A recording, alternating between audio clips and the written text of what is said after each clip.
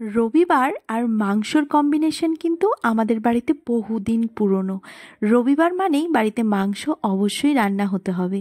তো এমন খুব কমই দিন হয়েছে যে রবিবার দিন আমাদের বাড়িতে মাংস রান্না হয়নি। হ্যাঁ, বিয়ের আগে আমার বাবার বাড়িতে কিন্তু এই জিনিসটা প্রচলিত ছিল না। আমাদের বাড়িতে বাবার যেদিনই মনে হতো আজ মাংস খেতে ইচ্ছে করছে সেই দিনই কিন্তু মাংস নিয়ে আসতো, সে রবিবার হোক চাই সোমবার। কিন্তু আমার শ্বশুর বাড়িতে ব্যাপারটা ছিল অন্যরকম। এখানে যেহেতু আমার শ্বশুর শাশুড়ি দুজনেই সার্ভিস করতেন আর রবিবার দিনটা ছুটি থাকে, সেই জন্য এই দিনই বাড়িতে মাংস আসতো।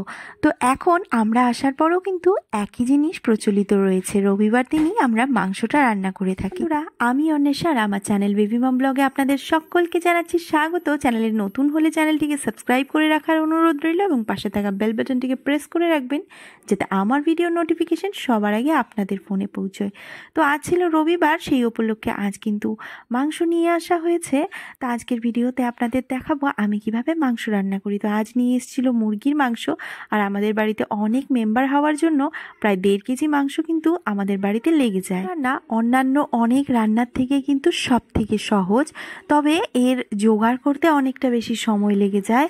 তো আমি রান্নার আগে কিন্তু সমস্ত কিছু গুছিয়ে নিচ্ছি। এখানে পেঁয়াজ আর রসুন, আদা, লঙ্কা সব কিছুকে আমি কেটে কুটে রেডি করে নিচ্ছি। তো এখানে পেঁয়াজ কিন্তু আমি 1.5 কেজি মাংসের জন্য প্রায় আধা কেজির একটু বেশি পেঁয়াজ নিয়েছি। আর পেঁয়াজগুলোকে ছুলে ধুয়ে তারপর একদম ঝিরিঝিরি করে কেটে নিচ্ছি, কারণ এই পেঁয়াজগুলোকে আমি কিন্তু বাটবো না, এই জন্য একদম কুচি কুচি করে কেটে নিয়ে একটা কড়াই বসিয়ে দিয়েছি। কড়াইটা গরম হয়ে গেলে এখানে আমি দিয়ে দিচ্ছি 100 গ্রামের মতন তেল। আমাদের বাড়িতে তেলটা একটু বেশি খাওয়া হয়, আপনারা আপনাদের প্রয়োজন মতো তেল দিবেন। তো আজকের চিকেন রান্নাতে স্পেশালিটি হচ্ছে আমরা এই চিকেনে কোনো ধরনের জল ইউজ করব না। তো সবার প্রথমে এখানে দিয়ে দিচ্ছি গোটা গরম মশলা, পেঁয়াজ আর তেজপাতা ফোড়নে দিয়ে দিলাম। দিয়ে পেঁয়াজটাকে খুব ভালো করে লাল করে আমাদের ভেজে নিতে হবে। তো পেঁয়াজটা যতক্ষণ এদিকে লাল হয়ে ভাজা হচ্ছে ততক্ষণ আপনাদের একটা টিপস দিয়ে দিই। পেঁয়াজকে তাড়াতাড়ি লাল করার জন্য পেঁয়াজকে কিন্তু বারবার নাড়াচাড়া করা যাবে না। তো কম নাড়লেই পেঁয়াজ খুব তাড়াতাড়ি লাল হয়ে যাবে, আর বারবার নাড়াচাড়া করলে পেঁয়াজ কিন্তু লাল হতে সময় নেবে। আর এখানে বাকি যে মশলাগুলো ছিল রসুন এবং আদা, এগুলোকে আমরা কিন্তু বাটবো না, না বেটেই হামুনদিস্তাতে খুব ভালো করে কুটে নেব। এইভাবে চিকেন রান্না করলে খেতে কিন্তু দারুণ টেস্টি হয়।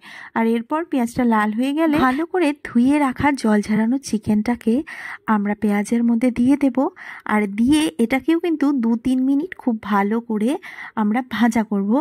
চিকেনটাকে ভালো করে ভাজলে চিকেনটা খেতে ছিবড়া হয় না। অনেক সময় দেখবেন চিকেন রান্নার পর, চিকেন সেদ্ধ করার পরও খুব ছিবড়া লাগে ভেতরটা।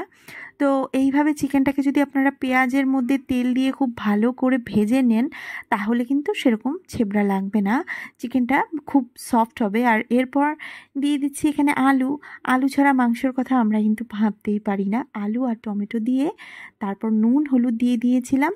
দিয়ে এবার আমরা যে কুটে রেখেছি আদা আর রসুন সেটাকে দিয়ে দিলাম। এরপর এটাতে আমরা দিয়ে দিচ্ছি 1 চামচের মতো জিরে গুঁড়ো।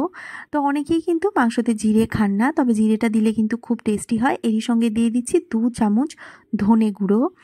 জিরে ধনে দিয়ে এবার সব কিছুকে ভালো মতো নেড়েচেড়ে আমরা মিশিয়ে দেব। এই চিকেন রান্নায় আমি আগেই বলেছি আমরা জল ইউজ করব না। তো এরপর একটুখানি দিয়ে দিচ্ছি পেঁয়াজ বাটা। পেঁয়াজটাকে কিন্তু আমি কুটে নিইনি, বেটে নিলাম, এটা অপশনাল, না দিলেও চলে। তো পেঁয়াজটা দেওয়ার কারণ হচ্ছে তরকারিটা তাহলে একটু বেশি ঘন এবং মাখা মাখা হয়। তো পেঁয়াজটা দিয়ে খুব ভালো মতো মিশিয়ে আমরা ঢাকা দিয়ে রাখবো। আর গ্যাসটাকে একদম সিম করে রাখতে হবে। এই জায়গায় দেখুন চিকেন থেকে কি পরিমাণ জল উঠেছে। তো আমি লঙ্কার গুঁড়ো দিতে ভুলে গেছিলাম, তাই লঙ্কার গুঁড়োটাকে এখন দিয়ে দিচ্ছি। আর লঙ্কার গুঁড়োর সঙ্গে সঙ্গে কিছু কাঁচা লঙ্কাও গোটা দিয়ে দিচ্ছি, যেহেতু আমার ছোট বেবি আছে, সে ঝাল খেতে পারে না, তাই কাঁচা লঙ্কাগুলোকে আমি কিন্তু গোটা গোটা দিয়ে দিচ্ছি, পরে সেগুলোকে ভেঙে দিব। এরপর আবার মাংসটাকে আমি ঢেকে গ্যাসটাকে কমিয়ে রাখলাম। আর পাশেই আমি এখানে ছোট একটা ইলিশ মাছ নিয়ে আসছিল, সেটাকে ভেজে নিচ্ছি। যেহেতু আমার শাশুড়ি মা মাংস খান না তার জন্য আলাদা করে মাছ আনা হয়। আর এখন দেখুন চিকেনটা কিন্তু আমি মাঝখানে তুলে 2বার নেড়ে আবার ঢেকে দিয়েছিলাম। তো এইভাবে ঢাকা দিয়ে দিয়ে পুরো চিকেনটা আমরা রান্না করব। আর মোটামুটি 20 থেকে 25 মিনিট হয়েছে আমি চিকেনটাকে রান্না করছি। দেখুন যে জলটা চিকেন থেকে উঠেছিল সেই জলটা কিন্তু পুরো শুকিয়ে গেছে। আর এখন স্বাদের জন্য আমি একটু দিয়ে দিচ্ছি চিনি। চিনিটাও অপশনাল, আপনারা যদি ভালোবাসেন তাহলে দেবেন, নয়তো দেবেন না। আর এরপর দিয়ে দিচ্ছি একটুখানি গরম মশলার গুঁড়ো। চিনি দিলে তরকারির রঙটাও যেমন ভালো হয় আর টোটাল রান্নাটা মানে নুনটা ঝালটা সব কিছু কিন্তু ব্যালেন্স করে চিনি, যার জন্য হালকা একটু চিনি দিলে তরকারির স্বাদটা কিন্তু একদম পাল্টে যায়। তো এই পর্যায়ে মাংসটা কিন্তু পুরোপুরি রান্না আমার হয়েই গেছে। দেখুন তেল একদম ভেসে উঠেছে, আর চিকেন থেকে যে জলটা ছেড়েছিল সেই জলটাও কিন্তু টেনে নিয়েছে। তো এখন হালকা গামাখা রয়েছে। এইভাবেই চিকেনটা খেতে কিন্তু দারুণ লাগে। চাইলে আরেকটু ট্রাই করা যায়, তবে আমি এতটুকু রাখছি কারণ যেহেতু আমরা ভাত দিয়ে খাবো, এর থেকে বেশি শুকনো হলে কিন্তু খেতে অসুবিধা হয়ে যাবে। যে হোটেল বা রেস্টুরেন্টের মেনুতে লেখা থাকে চিকেন কষা, নিয়ে আসে 1 বাটি চিকেনের ঝোল, তো সেটা কিন্তু চিকেন কষা নয়। আজ যেটা আপনাদের দেখালাম এটাই হচ্ছে বাঙালির আসল চিকেন কষা। রান্নাটা করতে আমার কিন্তু প্রায় 40 মিনিট মতো সময় লেগেছে। তো এই চিকেন কষাটাকে আমাদের কিন্তু খুব কম আছে ধীরে ধীরে ঢেকে কষিয়ে রান্না করলে তবেই কিন্তু আসল চিকেন কষার স্বাদ পাওয়া যায়। তো এই তো ছিল রবিবারের দুপুরের মেনু। দুপুরবেলা এই রকম লাল লাল চিকেন কষার সঙ্গে গরম গরম ভাত হলে আর কি চাই বলুন। আমি তো এখানে 1 বাটি চিকেন কষা আর ভাত নিয়ে বসে গেছি লাঞ্চে।